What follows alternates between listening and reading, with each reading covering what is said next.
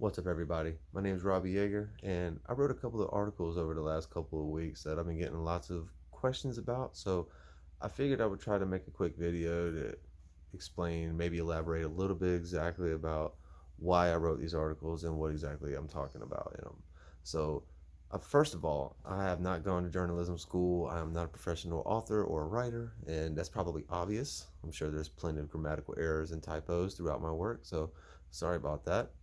Um, but I just have these ideas. Well, not really ideas. I find things interesting.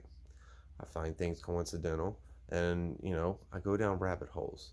So that's kind of what happened with the CAA article. So we'll just go ahead and start there. Um, the article about Tulsi Gabbard has enemies in high places was basically just me revisiting the 2016 email that WikiLeaks released, where CAA executive agents Michael Kives and Darnell Strom decided they wanted to tell Tulsi Gabbard, hey, because you decided to do the right thing and step down from a corrupt institution after we corrupted our democracy in this process, uh, we're not going to support you anymore. Um, I was like, well, who are these guys? So I just looked them up, and then I dug and I dug, and I just realized, hey, these guys work from a pretty major agency. And when I say major, that's not an exaggeration. Uh, the scariest part about the research I was doing and the point that I was really trying to hammer home, a couple of quick points really, was one, a quick look behind the curtain and everything changes. Um, a lot of people want you to think that the news, for example, starts and stops with Chris Cuomo or Rachel Maddow. Like, these are the people that are telling you the news, and that's it. They want you to forget about the people behind the curtain. They want you to forget about all of the millionaires that are funding their network, and also what else these millionaires are funding. Um, Number two, and I feel like the most frightening thing, and really the point I wanted to get out with the article, was that obviously I'm not in, I'm not in the room. I'm not a fly on the wall, and you know there is no proof that these people are conspiring against a political candidate, but the possibility remains that it is a possibility. And that's the scary part. Um, while it is unlikely to an extent that there is just massive conspiracy going on, the possibility that everybody on the lists in the article that I wrote could theoretically all be on the same email list. They could all be in the same Facebook group. They could all have the same guy in their speed dial or in their contact list. I'm dating myself with that. Yeah. But it's still a possibility. And it should bug people a lot. Um, no one person, no one agency, should feel that powerful to where when they decide to stop raising funds for you, they should consider it a hammer being dropped. It makes me feel like you've got a little bit too much weight.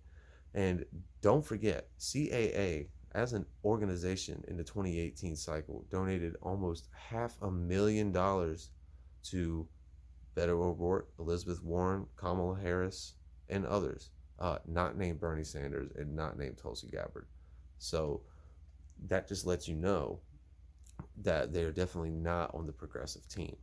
Um, and while it also may be completely, you know, crazy idea to feel like that all of these attacks on Tulsi Gabbard in particular were coordinated by by a couple of agents, it does make you wonder when you look at the list of the people that are signed to these people, and there are hundreds, across news, across sports, actors, authors, former political aides to Obama, former deputy attorney generals. They're all there. They're all accounted for. Um, so the fact that they may not all be coordinating is unlikely. But when you look at the list, a lot of the people on there really don't like Tulsi Gabbard, and they go out of their way to tell you so much every single day. Um, it's not exactly about accusing people of a conspiracy being afoot. What it's really about is letting you know that the conditions for it exist, and it's not just there. Um, and that's kind of a theme that runs through both the articles that I've written, uh, and also pertaining to the TYT piece. Now, that's the one I've gotten the most questions about, so I'll take a little time to explain that one as well. The title of it was called "The Ideological Failures of the Young Turks." Um, that was a hard piece to name because I realized that it's kind of all over the place. I'm throwing a lot at you in that. Um, the hypocrisy question, like, okay, how is TYT hypocritical? Their content did not change noticeably after they took the money. To that, I say it's probably my fault that I didn't get this point across in the article, so I'm going to go ahead and try to articulate it a little bit better now. Um, the money is more of a symptom and not the disease. Um, Katzenberg's investment didn't come until August of 2017, but their programming, their message had already started to shift to be very establishment friendly after the end of the primaries. And that's my biggest problem. And that's lots of people's biggest problem with the Young Turks was that at the end of the 2016 primaries, when Bernie Sanders dropped out, after the revelations that he had been cheated, and he did get cheated, they could have put their yellow vests on. You know, was so influential.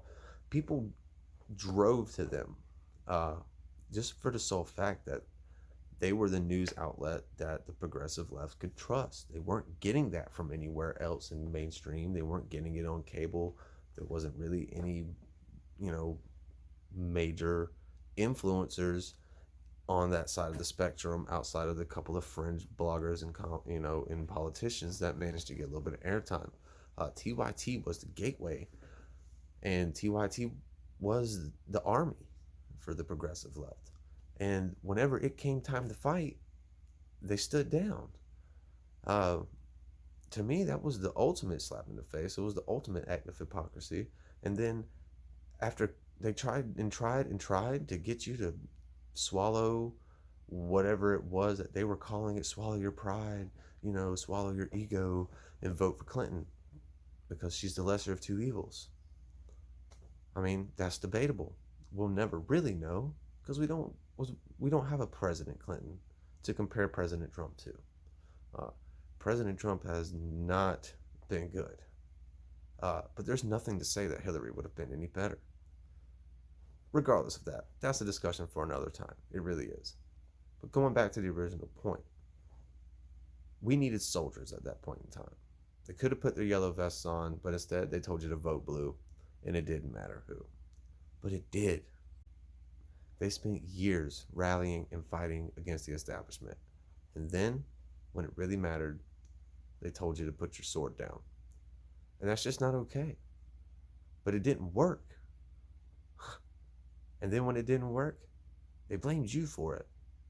They blamed you for voting third party or not voting at all. But the third party thing, they literally are vote shaming people. That's an establishment tactic. It's just pure and simple. Everybody else, from all the major players, CNN, MSNBC, they were all telling you if you did not vote Clinton, then you voted Trump. And that's just not right. It kind of undermines the entire purpose of our political system. You're supposed to vote for the candidate that speaks to you and your needs the most. Hillary Clinton was not that.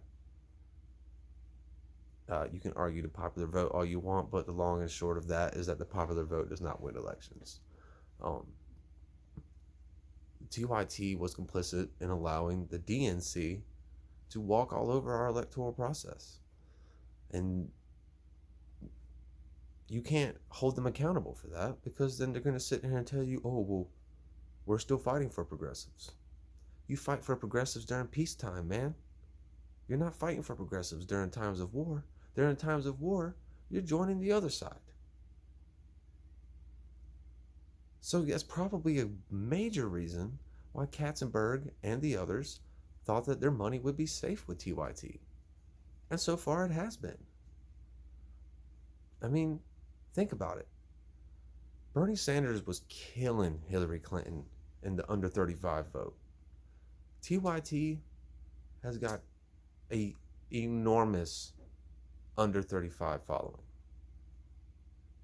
Can you think of any reasons why a couple of millionaire, billionaire, establishment Democrat mega donors would want to get their grubby little fingers into that demographic and into that company?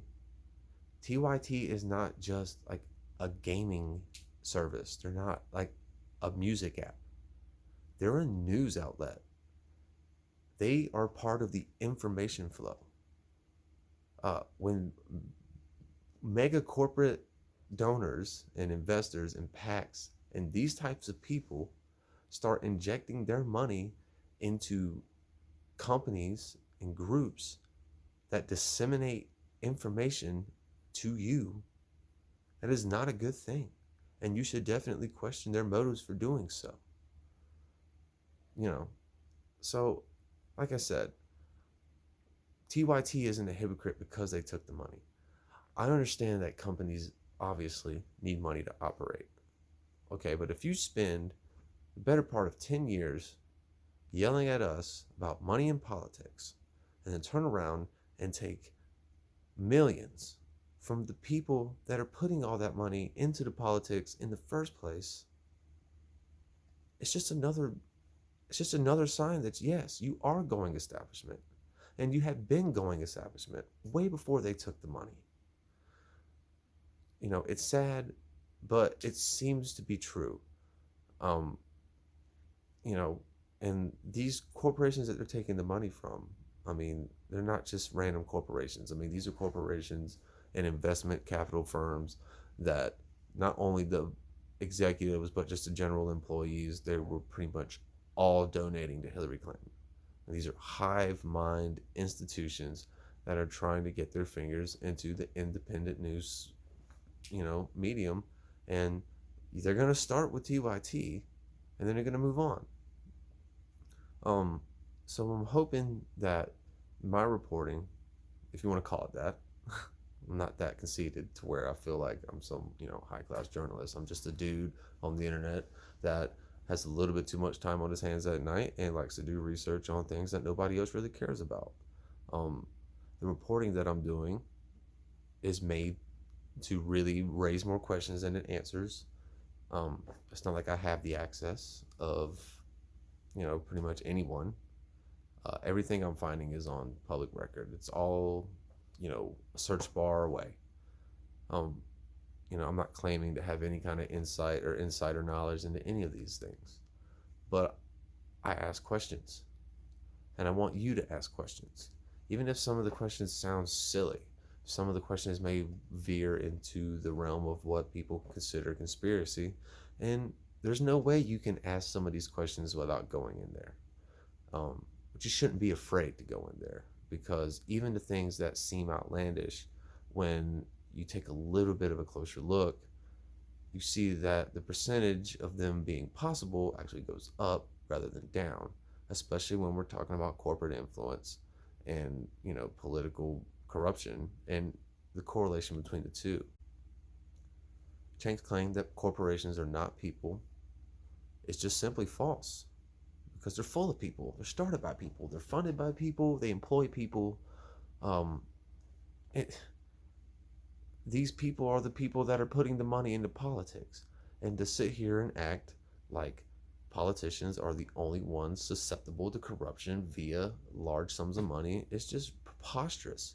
Of course, corporations are going to be susceptible to corruption. Individuals are susceptible to corruption when it comes to large amounts of money. This is common sense. This is why we have campaign finance laws. So the fact that somebody can sit here and try to make an excuse for TYT, oh, they needed the money. There is such a thing as vetting the investors. Okay, there is such a thing as standing on principle. You are important, or at least they were. The Young Turks was very important, and it was because of the ground they stood on. They don't have that ground anymore. So, at least not in my opinion. Look, I'm not telling anybody to go out there and cancel your TYT subscription or anything like that. That's not my place. I do think you should question them. I think you should question their motives. I think you should question pretty much everything. And I feel like you should look at them as CNN, MSNBC, Fox News. You know, they are one of them now. I mean, the numbers, the business side of it aside, let's look at their staff and not just the on-air talent. Look behind the talent, and that's the point out of all of these things. If you get anything from anything I write, it's look behind the camera. Look who's paying that guy, and the guy that's paying that guy, and who he donates his money to. Because you really want to find out what somebody believes, look where they put their money. Okay? If these people are donating thousands upon thousands of dollars to a typical candidate, then they can come out on TV and tell you that they love X, Y, and Z all they want. If they're funding A, B, and C, I mean, what means more? And TYT is the exact same thing, at least in my opinion, because you can sit here and scream about money and politics all you want. But at the highest levels of that organization, they're not putting their money where their mouth is. And that's a problem. At least it should be. So I hope that this kind of clarified a few things. I hope it helps. It probably didn't. It's late, so I'm probably not articulating that well right now. Um, you can follow me if you don't already at RobledoFire. And who knows? I don't know what I'm working on next. I got a couple of investigations I'm working on now, if you want to call them that. Probably have another article out this weekend. Not going to reveal anything about it just yet because I'm not exactly sure what the shape of it will be. But until then, thanks for all the support that I've gotten so far. It's really meant a lot. It was really unexpected. I hope I can continue to give you guys some articles and some content that you guys find interesting and want to read more of. So I'm definitely trying to continue what I'm doing, and it's because of you guys' and you guys' support. So thank you so much for that. So you guys have a good night, and like I said, I'll keep in touch. See you guys later.